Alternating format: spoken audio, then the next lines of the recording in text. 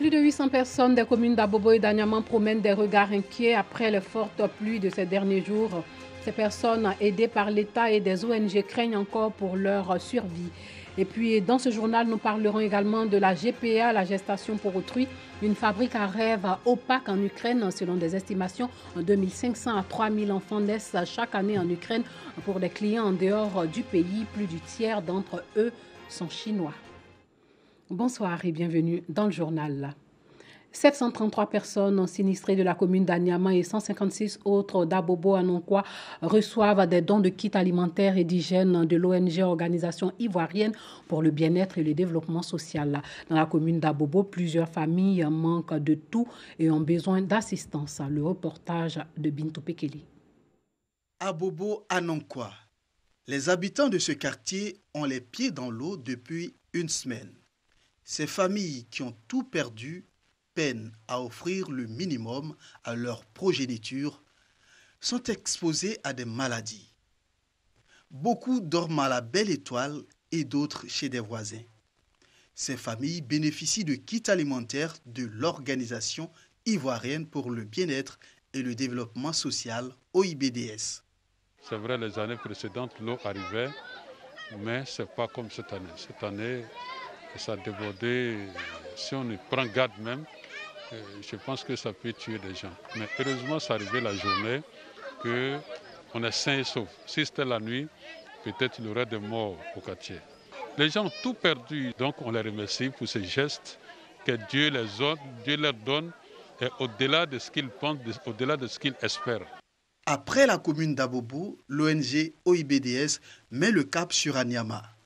Ici, la population sinistrée depuis l'éboulement du 17 juin est à l'abri dans la grande mosquée de la commune. Ces familles ne sont pas seules. Après le don du gouvernement de 300 000 francs CFA à chacune de ces familles, elles reçoivent l'appui de l'OIBDS. Des kits alimentaires et des produits d'hygiène leur ont été remis. Ma maison est tombée sur mon bien d'argent. Donc, c'est à cause de ça que j'ai perdu tout. Nous, on vit très mal. C'est dans la mosquée que je vis. Depuis ce jour, je n'ai rien. C'est quelqu'un qui m'a donné, porté ça. On le remercie. Donc, nos souhaits, cette société n'a qu'à avancer. Quand tu vois en une seconde, tu perds ta famille, c'est pas facile. La femme, elle était enceinte de 8 mois. Elle, son enfant, elle, son mari. Moi, c'est mon petit papa. C'est mon grand-papa qui est là. C'est lui qui est tout pour nous. Après lui, c'est lui qui est là. Mais c'est pas facile. Mais tout ce que Dieu fait est bon. Mais ce que va ajouter dessus, on vous remercie beaucoup d'avoir passé à nous. L'ONG envisage multiplier ses actions en faveur de ces familles. Nous sommes venus les soutenir moralement et aussi les soutenir financièrement et matériellement. Comme l'ONG est basée sur la solidarité et c'est un truc humanitaire, donc il est devoir pour nous de pouvoir venir au cri de cœur de nos frères, Inch'Allah. Donc nous cherchons l'agrément d'Allah subhanahu wa ta'ala. Nous allons revenir ici à Anyama, soutenir ces mêmes sinistrés les mêmes sinistrés en dons, matelas et tout ce qui peut composer la maison. Et plus grand que ça, l'ONG envisage faire une cité pour ces sinistrés-là. Donc ça fait partie des grands projets que nous sommes en train d'organiser. Ce sont au total 733 personnes sinistrées de la commune d'Anyama et 156 personnes d'Abobo-Anonkwa qui ont bénéficié de l'aide de l'ONG OIBDS. Parlons d'hydrocarbures. Le prix du carburant connaît une hausse de 20 francs CFA. Ce mois de juillet, le super sans-plomb passe de 580 francs CFA le litre à 600 francs CFA le litre. Le prix du gasoil affiche également 600 francs CFA le litre contre 580 francs CFA le litre pour le mois de juin 2020. Le pétrole lampant, lui, reste inchangé, 555 francs CFA le litre à l'ambiant. Les prix du gaz à butane enregistrent également une légère augmentation, mais la bouteille de gaz de 6 kg l'a baissé 2006, elle demeure stable à 2000 francs CFA, alors que toutes les autres bouteilles connaissent un relèvement de prix. La bouteille de gaz de 12,5 kg, la B12,5 passe de 4 750 francs CFA à 5 200 francs CFA, en hausse de 450 francs CFA. La B15 kg de 5 700 francs CFA à 6 275 francs CFA, en hausse de 575 francs CFA. La B17,5 kg de 6 550 francs CFA à 7 325 francs CFA, en hausse de 675 francs CFA. La B25 kg de 9 500 francs CFA à 10 450 francs CFA, en hausse de 950 francs CFA. Don de la Fondation Roger Bango à la Direction régionale de l'éducation nationale et à la pouponnière de Dabou. Il s'agit de kits sanitaires de 2 millions de francs CFA pour endiguer la maladie à coronavirus. Le reportage de Dangui Dangui. Nous sommes dans l'enceinte de l'école primaire publique Sogefia de Dabou, ville située à 49 km à l'ouest d'Abidjan. Roger Bango, styliste ivoirien et président de la fondation qui porte son nom, fait porter à un élève l'un des 2000 masques qu'il vient de remettre à la direction régionale de l'éducation nationale de Dabou dans le cadre de la lutte contre la Covid-19. L'une des mesures pour lutter contre la Covid, c'est le port du masque. Et si nous recevons plus de 2000 masques par l'intermédiaire de la Fondation Roger Bango, nous sommes vraiment fiers. Nous ne pouvons pas rester là sans rien faire. Nous ne pouvons pas rester là et laisser nos autorités faire ce travail-là seuls. Nous pensons que nous, à notre humble niveau, nous pouvons faire quelque chose. Et c'est quelque chose que nous avons commencé à faire. La délégation de la Fondation Roger Bango, accompagnée de l'honorable Mech Adjé, député suppléant de la localité, s'est ensuite rendue à la pouponnière de Dabou pour faire également un don de kits sanitaires. Depuis la pandémie, l'État de Côte d'Ivoire a mis à disposition un dispositif un kit qui est un kit complet qui comprend des thermomètres, des gels hydroalcooliques et puis tout ce qui concerne le matériel pour le lavage des mains. Mais vous savez que c'est un matériel qui s'épuise avec le temps parce qu'il est fongible. Alors donc on a besoin qu'on puisse renforcer les kits, c'est-à-dire au niveau des gels hydroalcooliques et aussi les gels mains pour se laver les mains. Créée en 1950, la pouponnière de Dabou avec ses 96 pensionnaires, dont 50 garçons et 46 filles, a besoin d'aide pour faire face à la crise sanitaire. De coronavirus, parlons-en encore. Aux États-Unis, les centres de dépistage sont pris d'assaut au Texas. Des dizaines de voitures attendent en file à l'entrée d'un site de dépistage du Covid-19 à Houston, nouvel épicentre de la pandémie dans le sud du pays. Je suis arrivée vers 3h15, peut-être 4h moins le quart ce matin.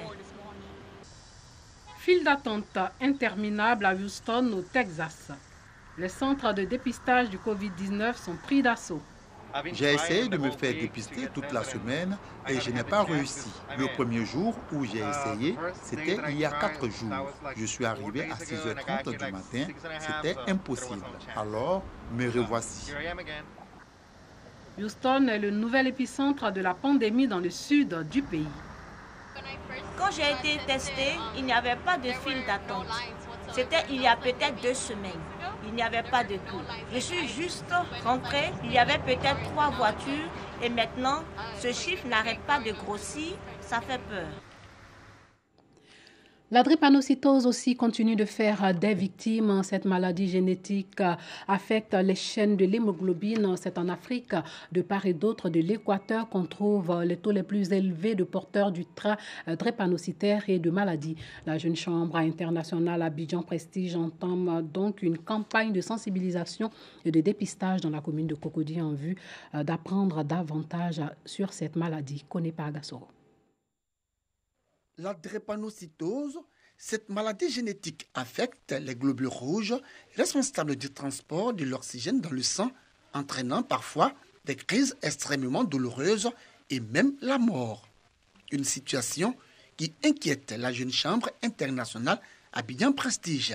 Elle initie donc une séance de dépistage en faveur des populations défavorisées en vue de lutter contre cette pathologie.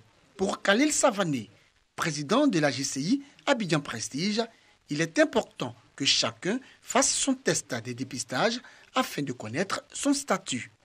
Nous avons initié ce projet-là dans le but de lutter efficacement contre la maladie de drépanocytose qui est malheureusement méconnue par notre population.